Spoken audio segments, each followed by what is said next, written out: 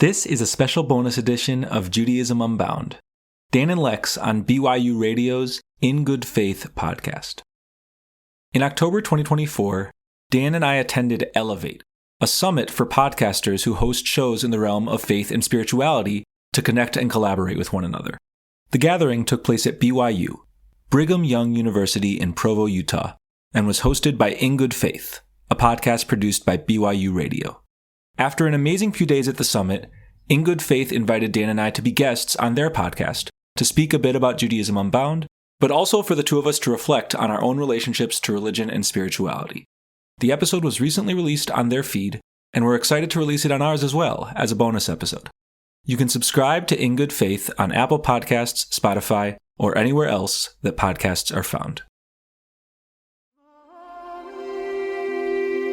You can walk into a synagogue on a Friday night or Saturday morning when services are happening, including prayers that do say, Baruch atah Adonai. They're talking about God. And if you ask people why they're there afterwards, most of them actually will not say that they're there to relate to God. They're there for a set of other things that I would argue are deeply holy. They're there because of a commitment to what is often talked about as Jewish community or the Jewish people. On In Good Faith, we believe that all faith traditions have something to teach us about how God is working in the world and in our lives. So join us as we listen and learn. Today on In Good Faith, I'm so pleased to be speaking with Lex Rofeberg and Dan Libenson. Coming to me, Dan from Chicago and Lex from Divine Providence, Rhode Island. Providence, Rhode Island. Great. Lex is the senior Jewish educator for Judaism Unbound, a digital Jewish nonprofit organization, and oversees Judaism Unbound's UnYeshiva, a digital center for Jewish learning and unlearning. And for our non-Jewish listeners, there's a play on words here. A yeshiva is a school for Jewish learning, and Lex and Dan have made an unYeshiva. Dan Libenson is president of Lippman Kanfer Foundation for Living Torah, which is dedicated to helping Jews and fellow travelers apply Jewish wisdom to thrive and shape a better world. He's also the co-host of the Judaism Unbound podcast. Gentlemen, Judaism Unbound. I mean, there is the whole Old Testament story of let my people go. There's that Unbound. But talk to me, maybe Lex, about coming up with that title and what it means to you. Amazing. I love that you brought up the let my people go kind of unbound, the sense of like being enslaved, being bound in that way.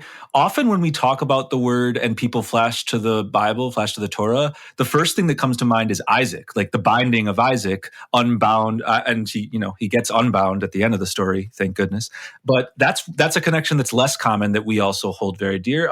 What's funny about the name Judaism Unbound is we came up with it thoughtfully, and we did have some ideas about what it stood for, and I'll get to some of those. But over the years, we've sort of retrojected a bunch of other deep meanings that we weren't conscious of at the beginning. We live in a contemporary Jewish universe, society, with a lot of different kinds of Jewish people, a lot of different kinds of Jews.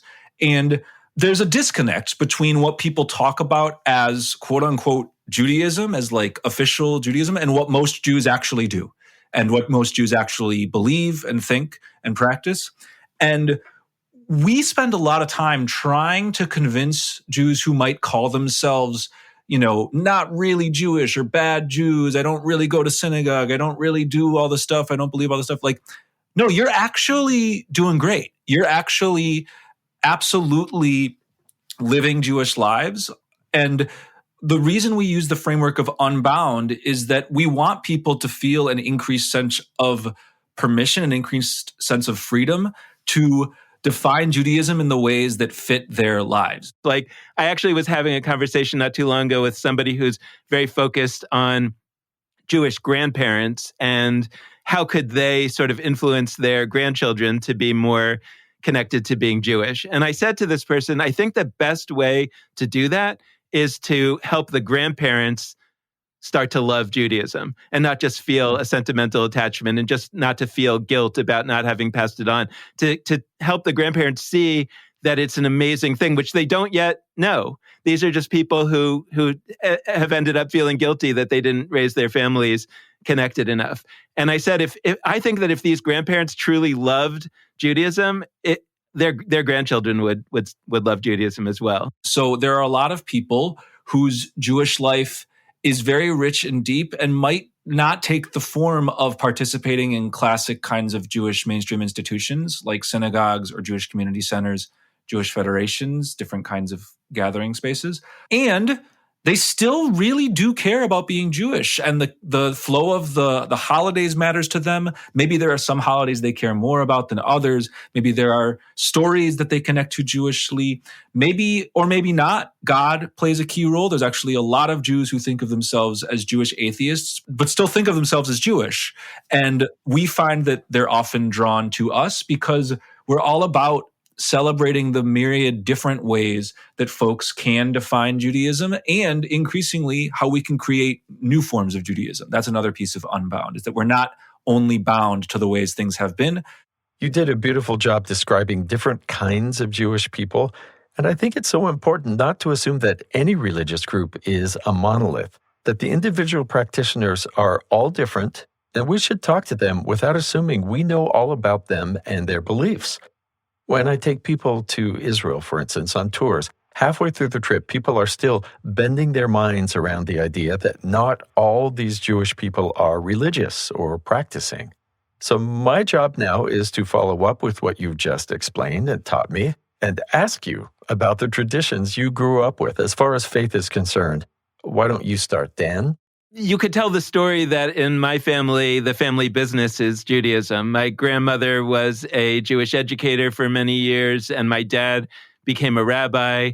And eventually we moved to Israel when I was 14, and I ended up, for sort of complex reasons. We weren't Orthodox when we were in the U.S. My dad was a conservative rabbi, which is kind of a deep cut into the Jewish denominational world, because conservative is actually liberal, but the more conservative end of liberal. Anyway, it doesn't matter. But when we came to Israel, my dad imagined that in Israel, everybody was either religious or secular. And so since we were obviously not secular, we must be religious. And that ended up putting my sisters and me into this Orthodox school system in Israel, which was not something that we had fully been prepared for. And I experienced all that pretty negatively. Like, I didn't actually like being a rabbi's son when we were living in America, and I did not want to move to Israel at that time and leave all my friends and everything that I knew. And I certainly was not prepared for, nor did I have any intrinsic desire to be in a much more Orthodox environment than I had ever experienced before. And so in a lot of ways, that experience turned me off of Judaism. And I don't know exactly what would have happened in my story had I not read a book my senior year of high school called Who Wrote the Bible, which was a book from the world of academia, an academic Bible scholarship. And it was talking about how the author or authors of the Bible were not God. They were people that had various political and other issues with one another, and they had to reconcile their stories at different points. And to me, that was so exciting. That gave me something that I could believe in, as opposed to all these things that I didn't really believe in. And in a way that I wouldn't have talked about at that time, and I don't know that I really talk about it this time, but for this podcast, I will.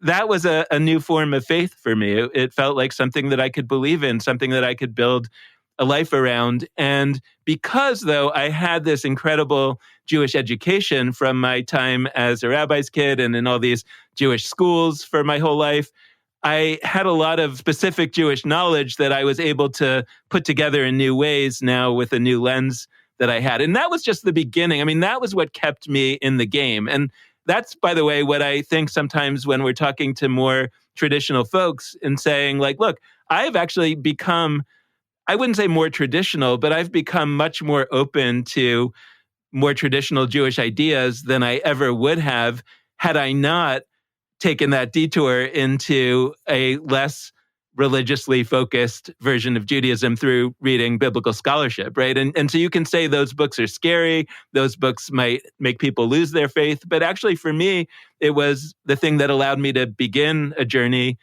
toward a lifetime of connection. And so ultimately, what I felt and feel my purpose is, my calling, so to speak, is to offer pathways into Judaism for people like me, whether they grew up with a traditional background or without one, meaning people for whom the traditional story is not working, and that there are ways that those folks can develop a path for themselves or follow paths by others, but they're going to have to be newly imagined paths that I think a lot of traditional folks feel afraid of.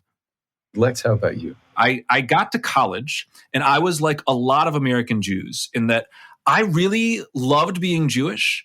I had grown up connected to many Jewish organizations, but like largely organizations about social interaction, Jewish youth group, Jewish summer camp, places where being Jewish was important, but where like deep Jewish learning, connection to our tapestry of holidays and texts, it was part of it, but I didn't feel like I knew enough. I felt like I was not enough, not Jewish enough. It's a term that comes up over and over again as people explore their relationship to Judaism.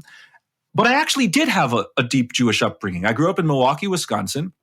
Both my parents are Jewish, both of whom cared very much about Judaism, but not in ways that were super legible to a lot of non-Jews. So my mom grew up in the Catskills in New York, in an area that is actually kind of notable and almost famous to Jewish history. The Borscht Belt? Yes, she grew up in the Borscht Belt, and her father, my grandfather, was the pharmacist in a small town in the Catskills, which meant when you run the drugstore, you kind of know everybody. And she was in a hyper-Jewish area of the world, but almost all of the Jews in her orbit were very secularist. They were not approaching their Judaism through the prism of God belief, but they were actually very deeply invested in the flow of time. You know, my mom had like 50 people in their kind of small house for Passover. They just wind the table through the room. They just like set up whatever situation they could, but they weren't like talking about the story of Passover all that much, which I actually love that story. And now my mom's Passover Seder is more connected to that.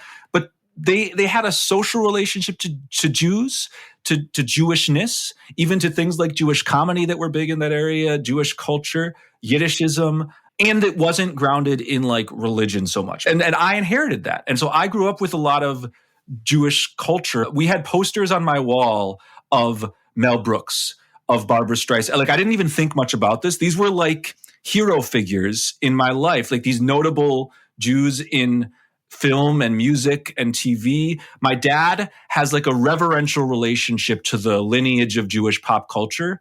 Hollywood, of course, being like a largely Jewish kind of creation, but like I had all of that and I experienced that as a daily part of my life.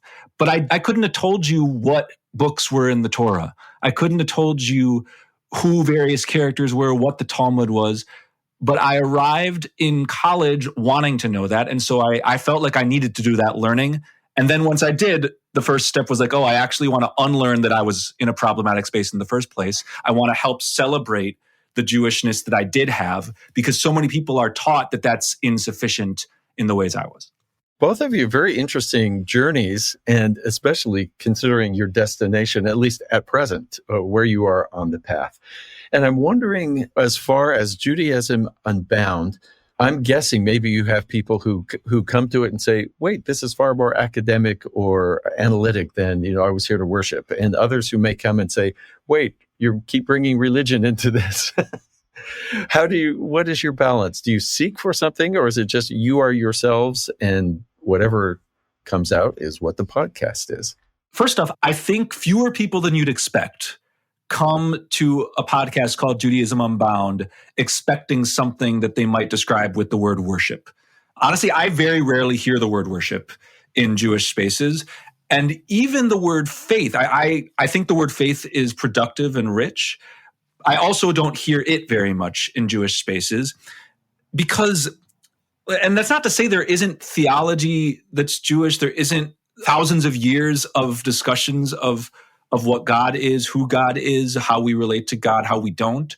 It's just that it's not the core axis of what a lot of Jews are doing. I mean, if we went to some terminology from religious studies, there's like orthodoxy and orthopraxis, like right belief and right practice.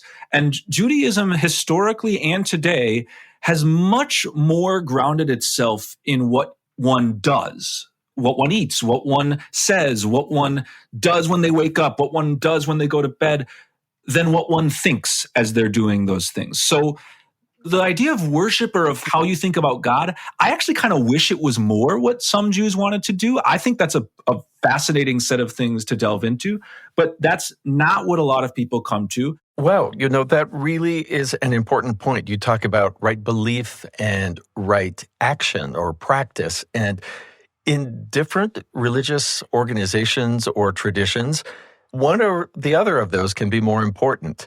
For instance, do you say the creed? If so, you say this creed, then you have the right belief and you are one of us. Others, it might be, do you do the things that we do? And that becomes the test of, do you belong? Are you, quote, a real member of the community? That collision of things we see as either Jewish culture or secularism with the things we call traditional or religious, that's the magic. Like what Dan described with Who Wrote the Bible, I had a very similar experience when I encountered Jewish studies, when I encountered academia. All of a sudden, these things that I was taught as very simplistic, a bunch of things happened a few thousand years ago, and they were written down in a text called the Torah and then the further books of the Bible.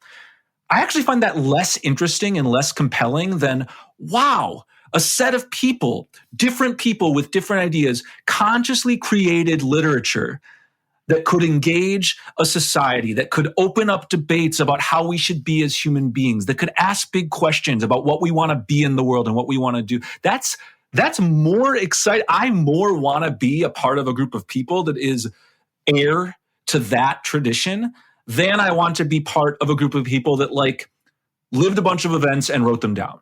So I'm excited that we can blur those lines and bring things that feel like academia or cultural Judaism or whatever. It's very common that we might talk about a Jackie Mason or a Barbara Streisand or a Mel Brooks, and then 2 minutes later, we're in the book of Genesis or the book of Kings. That's our go-to. And I find that actually really revs people up. They don't want either or. They've been taught they need to pick, but they actually want a full cohesive way in which different kinds of Jewish stories, cultural, religious, etc., are in conversation with each other. I'm sure you know the term holy envy from Christopher Stendhal about allowing... This came up yesterday in a conversation I had with someone, with Vanessa Oakes, a dear friend of our show. So I have some. In particular, this whole aspect, but I think there's this rich Jewish tradition, here's my holy envy, that you get to wrestle with each other's ideas and wrestle with God, that's a good thing and actually encouraged. How has that wrestle influenced your own spiritual life or intellectual life? Well, first of all, I appreciate being the object of holy envy. The way you just described it, Steve, is a beautiful description of what the Jewish tradition really is. But like all traditions, there are orthodoxies that emerge. I mean, I'll tell you a joke. There's a story about a synagogue that was arguing about whether or not people should stand or sit for a particular really important prayer called the Shema. And they were fighting about it, and they were saying, we're going to have to break off and create two different synagogues. And finally, somebody says, if we could find a member of the synagogue that would tell us what the original practice of this synagogue was, we would all agree to abide by that. And they said, yes, we would agree to that. So they fly down to Florida to find the oldest living member of the synagogue, who's now in a retirement home. And they go to him and they say, Mr. Goldberg, can you tell us if it was the tradition of our synagogue to stand for the Shema prayer? And he thinks about it for a second and he says, no, that was not the tradition. And then they say, okay, so Mr. Goldberg, it was the tradition then to sit during the Shema prayer. And he says, no, that was not the tradition. And they said, but Mr. Goldberg, this is absolutely tearing our synagogue apart. We're coming to blows. We're arguing about whether or not to split off and become two different synagogues. And he says, that was the tradition. And and I think that, to me, that sounds like a great tradition. To me, that sounds like, wow, we are the heirs to a tradition of constantly grappling with who we are. But that is not what a lot of people want. There are a lot of people who say, I just want to know what it is. And in that sense, we're not against those people. I just think that we represent two different approaches to Judaism. And I remember my dad saying to me early on in the story of the podcast, and keep in mind, he is a rabbi, and he said, I think that you're kind of copping out because you're questioning all these orthodoxies and you're giving opportunities for all these people to talk about what Judaism is not, but you're not really offering an alternative about what Judaism is or should be. And I said to him at that time, I don't see that as my role. I see my role as making available to people, knowing that there are different options out there, and then people have to decide for themselves. And I'm not offering an option. I'm offering a relationship where you can explore many options. And he didn't really like that at the time. And the truth is that as we've gone over the years, I've felt more and more that I'm starting to have a bit more of a sense of what the option is that I personally like. And there are ways in which I'm excited about offering that. But that's different from the mission of Judaism Unbound, partly because that maybe not be the strength of a podcast. And so I think the question about, how things change over the course of a person's life or how things change over the course of an organization's life are really interesting ones. But I do think that there's always this value. And I think in a really deep way, this is what Judaism Unbound is about. This is why we call the UnYeshiva a center for learning and unlearning, because the first step is to unlearn a lot of assumptions about what you think it has to be. And for me, one of the most powerful definitions of Unbound is the idea that a lot of people feel like they're Jewish basically because they have to be, whether that's because God told them that they have to be or because anti-Semitism forced them to be Jewish. And we're saying, no, we want to have a Jewish future that's opt-in, that people are being Jewish because they want to be. And in order to do that, we first have to break down a set of assumptions about what it has to be. And then we have to open the door for all kinds of people to offer lots of alternative visions and let people explore those. I love what you said about assumptions. One of my questions is, what shouldn't we, as people who aren't Jewish, what shouldn't we assume about our Jewish neighbors? You've described some of it by just saying, for instance, I shouldn't assume everyone's Orthodox or practicing in some particular way. I really appreciate that question. First off, we live in a world where being not Jewish and relating to Judaism is hard. And I think it's made hard by the Jewish community and by folks outside of it.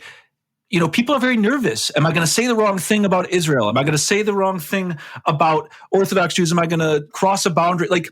I'd rather you engage in conversation about Judaism, connect to Jews, and stumble here and there than avoid it entirely. And I actually think a lot of non-Jews have been taught that it's better to avoid the conversation entirely and not mess up than to do it. But so here's an actual set of answers. Is Orthodox Judaism is more legible to folks outside of Jewish practice, Judaism, than is non-Orthodox Judaism. I think there's just an illegibility to forms of deep, passionate Jewish community and practice that don't revolve around commitment to God. And that's actually most forms of Jewish practice globally. And in the US, certainly, you can walk into a synagogue on a Friday night or Saturday morning when services are happening, including prayers that do say, Baruch atah Adonai. They're talking about God. And if you ask people why they're there afterwards, most of them actually will not say that they're there to relate to God. They're there for a set of other things that I would argue are deeply holy. They're there because of a commitment to what is often talked about as Jewish community or the Jewish people. There's problematic sides of that too. There's tribalism. There's ways in which there is a danger of Jewish peoplehood or Jewish community blurring into Jewish supremacy. I strive to avoid that. Many people strive to avoid that, but there is a connection to holiness through relationship to people and not only relationship to God that I think is sometimes confusing to folks outside of Judaism. The idea that one would have a personal relationship to God. They tend to be more preoccupied with being part of community, collective, tribe, family. These are all words that come up a lot. Civilization. So that's one thing I'd say is if you meet somebody who says they're Jewish and they don't believe in God, I think sometimes the takeaway is, oh, that's somebody who's not really a practicing Jew. And I would say that is often not true. they're actually committed to a lot of things that might be talked about as religious, which aren't God. So that's one thing I'd bring in, because we live in a country that conflates the word religion with conversations about God, with relationships to God. And God is a piece of Jewish tradition, but it's actually not first, second, or third for a lot of Jews, even Orthodox Jews sometimes. As you're talking, Lex, I'm thinking about the resorts in the Catskills. And I'm thinking, like, when you go to a resort in the Catskills, there was a kind of a restaurant where you could get unlimited food. It's all inclusive, so you could just get as much as you want. But there were also like shows at night, comedians, and there was also a hotel where you could sleep for the night. And so compare a resort at the Catskills to a restaurant. In other words, there's a restaurant in the resort, but the resort is not a restaurant. And in a way, I think that Judaism is just a bigger category than religion. Religion is part of Judaism, but not everybody goes to that. Like, there were people who went to the resort in the Catskills and never went to eat. They only came for the shows, and they would go out to a restaurant outside the resort to eat, right? And so I think that if we can sort of think about Judaism as something larger than religion, meaning not more important than religion, but something that's a category that's larger. Christianity is a religion. Judaism is more of a culture, a civilization. That religion is one part of it. And that, I think, is a really important thing for folks to understand and wrap their heads around. By the way, not only non-Jews. I think a lot of Jews think about it as a religion in that way. And that's one of the things that, I'd say we're against, right? We want to make it clear to Jews that if you aren't religious, you're not a bad Jew. You're a different kind of Jew.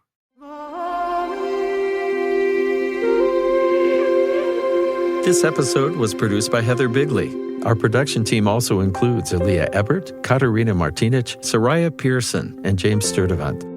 Our post-production team includes DJ Cromarty, Gracie Davis, Mark Hansen, and Lawrence Sandberg. Spread the word about In Good Faith by leaving a comment and subscribing wherever you get your podcasts. In Good Faith is committed to the idea that we all benefit from hearing people of widely varying backgrounds share their personal experience with faith and belief. We think people with such experience deserve some of our best listening. Find us on Twitter, on Facebook, on Instagram. Our YouTube page is youtube.com/in-good-faith. In Good Faith is a production of BYU Radio. I'm Steve Kapp Perry. I hope you join us again soon, right here in Good Faith.